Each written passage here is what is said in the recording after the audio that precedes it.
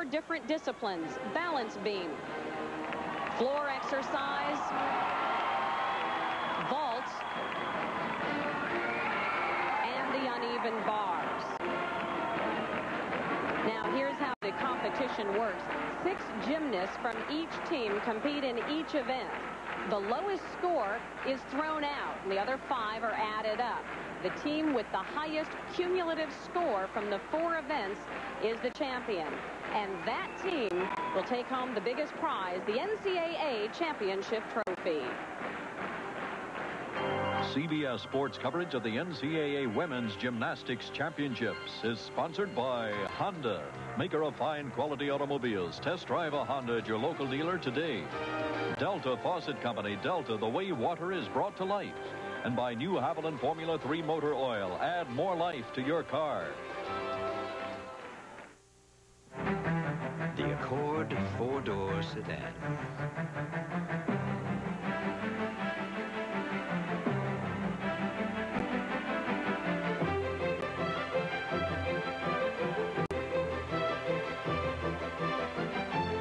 We took a good idea and built on it. Introducing the Accord Wagon from Honda. The Accord lease program. See your nearest Honda dealer for details. In America, your car's not just... NCAA Women's Gymnastics Championships. We are ready to go. 6 teams competing. Here are the assignments for the first rotation. Alabama and Oregon State have byes. Well, it was a year ago Greg Marsden's Utah team won the national title, but he knows it'll be a different story on Alabama's floor. I think it is a tremendous advantage, and I think you have to be obviously the better team to win at somebody else's place in this type of a situation.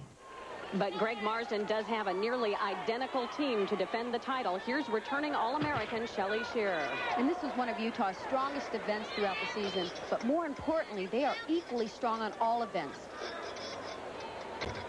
Nice height on that first release, called a Ginger. She sets up for the second release move, a reverse hack. Again, great amplitude. This is an excellent start for Utah. Beautiful dismount. Good difficulty in the routine. And as I said, this is a great start for Utah. They're looking to drop a 9.45, and if they can do that, they've got a lot of high scores. Over at the vault, Penn State is back, hoping for a return to their championship days of the late 70s. This is April Polito. Nice handspring front. Look at the landing. Excellent job. This has got to be so exciting for Penn State to find themselves in this position, competing in the final round. Meanwhile, Shelly Shearer earned a 9.85 for her bar routine. Up next, teammate Missy Marlowe, and as Jim pointed out earlier, Missy had 10s in this event earlier in the season. You're certainly in for a treat with this routine. Beautiful execution, long lines, and plenty of difficulty. Watch this. It's a pretty original move, a nice vault over the bar. Now here comes her release move. Again, it's a reverse hack. Look at the form she keeps. Whole routine. This is how Missy has been able to score 10s throughout the season. No deductions. Oh no, a big step on the landing. Tight double back dismount, but that huge step will definitely cost her. Marlowe scores a 9.70. That's her lowest of the season on bars. Back over to the vault now. Allison Barber, Penn State's best all-around gymnast, trying to build on her team's solid start. She's performing a handspring front vault. It's worth a 9.9. Slight hop on the landing. That will be a slight deduction. There's Penn State's coach, Judy Abner, and she is so excited to be in this final round of competition. A 9.75 for Barber. Let's go over to the balance beam now, and Jim Gray. All right, Andrea, LSU coach Dee Pollock is having to watch your team get into some early trouble on the balance beam. Second woman up, Christine Wetzel, takes a real hard fall. She finished her routine, but she only scored an 8.4. And then just moments later, really struggling to stay on board, Elizabeth Wilson. Kathy, they're having some early trouble. Of all of the events to start on, balance beam is truly the most difficult. Now this is Rochelle Fruget. So far she's doing very well. There's a lot of pressure on the remaining girls on this event.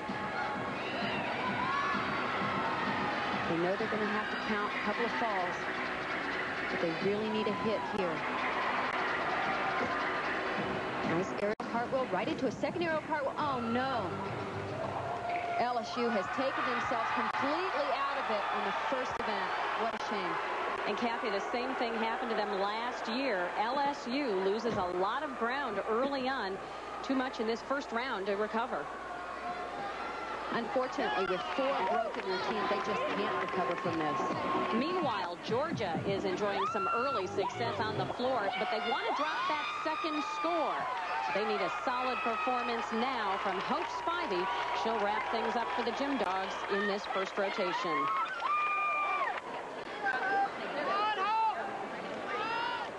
This really shows the team aspect of gymnastics. They're trying to drop that low score. It's a lot of pressure on the remaining gymnasts.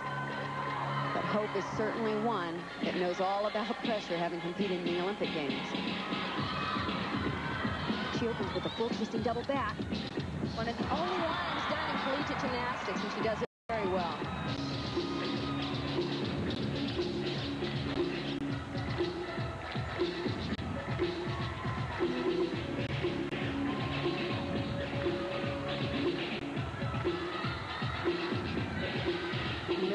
Also one of the more difficult passes in collegiate gymnastics. Front through to a chuck double back.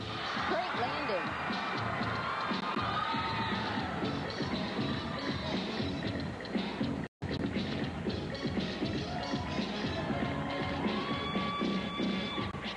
Sure looks like they're going to be able to drop that low score.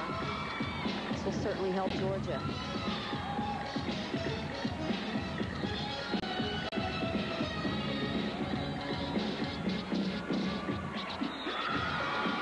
Here's her final tumbling run.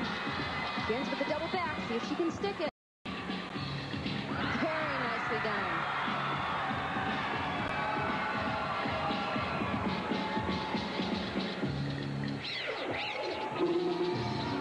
Very entertaining routine. Now Hope Spivey shows why she's the top-ranked floor gymnast in the country. Hope really has some of the most difficult routines in the competition event. A 9-9 for Spivey, and that's the best mark of the first rotation. And as Alabama gets ready to head out for its first event, it is the Utah Utes who have set the pace. Georgia and Penn State are close behind, trailing by a little over 0.3 of a point. Good morning, America! Eating disorders. 5 years ago, most of us had never heard the term. Today, they are all too common among athletes in a variety of sports.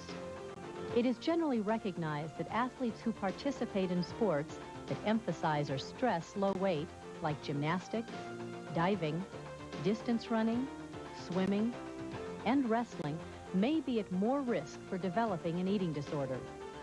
For many of these young men and women, eating disorders have a devastating effect on their athletic and academic performance. In some cases, it can mean the end of what might have been a promising career in athletics. Recovering from anorexia is a nightmare. It's a living hell. I wouldn't wish it on my worst enemy. It's been really difficult, and I still struggle. The NCAA wants you to know that eating disorders are a serious health concern. For more information, please contact the NCAA. This message is provided by the NCAA. Someone wants his life, she wants his body, and the good Lord wants his soul. Hallelujah! Chevy Chase is back in action in Flex Lives tonight. The Alabama gymnasts are making their first appearance of the meet, and they are getting a rousing reception from this crowd of about 8,200. Now in this rotation, the tide starts on the vault. Penn State moves to the uneven bars. Oregon State on beam. LSU on floor. Utah and Georgia sit out. And here's Catherine Kelleher. And this has been Alabama's weakest event by far all season long. Catherine's performing a handspring front vault with a 9.9. It's done perfectly. Excellent vault. Good form and execution. And look at the landing. A 9.8 for Kelleher, and she gets a double Patterson. One hug from David Patterson and then one from Sarah Patterson. And yes, folks, there is a connection here. It all began 13 years ago when Sarah Campbell was recruited to save Alabama's struggling gymnastics program. A few years later, she married assistant David Patterson, and together they built a perennial powerhouse, culminating in a national championship in 1988, a successful union, to say the least. And here's one of the members of that championship team, senior Kim Masters. Kim is performing one of the more difficult vaults being done. It's worth a 10.0 in the code of points. It's a piked front.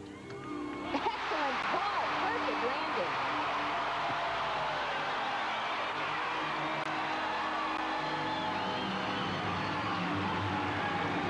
With that score, Alabama's flying high, but no team is happier to be here than blue-collar Penn State. This is the hardest working team that I've been on in my 4 years at Penn State. We got up at 7 a.m. 3 days a week and lifted weights. We ran, we did aerobics, everything you could imagine outside of the gym, as well as the 4.5 hours we spend in the gym 5 days a week. So we feel like we're going to go here and do the job because we deserve it, and because we've put our heart and souls into what we've done this year, and we've worked so hard that we deserve to do well. Well, so far the hard work is paying off. Off to a great start on the vault and doing very well here on the uneven bars. The routines don't have quite as much difficulty as, say, Utah and Alabama, but they are competing so well. Every gymnast is hitting the routine. Giant swing, tuck double flyaway, good landing. Nice solid routines. They're hitting 9.5s and 9.6s all the way through.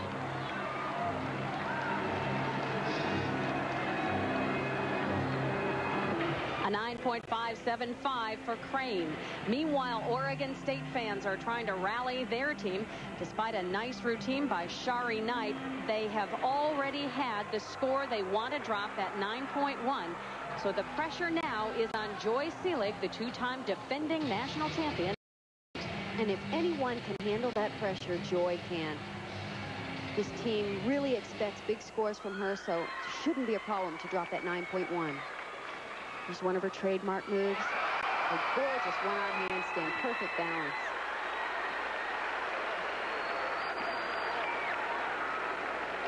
Coach Jim Turpin looking on. Joy has done so much for Oregon State gymnastics. Here's her first skill. Gainer layout, step out, down to one knee. Oh, no. Oh, that is a fall on the balance beam, but she covered it so well. It'll be interesting to see what the judges do with it.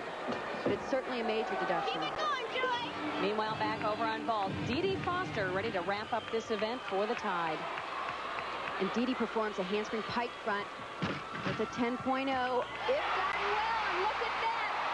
Excellent job. Just a slight hop on the landing. Look at her parents.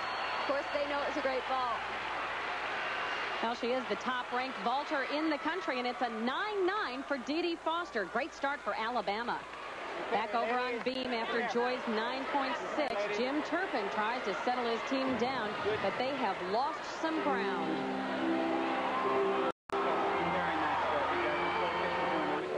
Over on bars, Penn State is hanging tough. This is Janice Rogers, the team's best bar performer.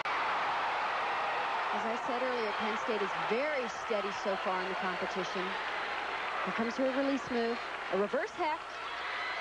Just a little form deduction there. You can see, oh, that's definitely a slight miss, but she's covering well.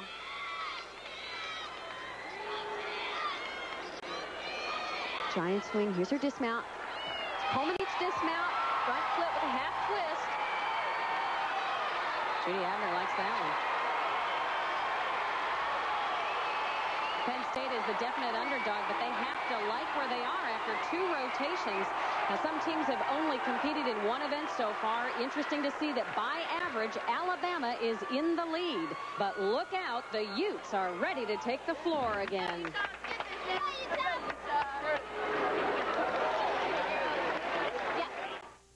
Some people think he's a Superman. But when a 43-year-old has to throw 75 fastballs, even Nolan Ryan's muscles can ache. So after the game, it's the medicine doctors recommend most for sprains and strains, Advil. For me, it's a couple of Advil, and those muscle aches are long gone. And Advil's gentler on my stomach than aspirin.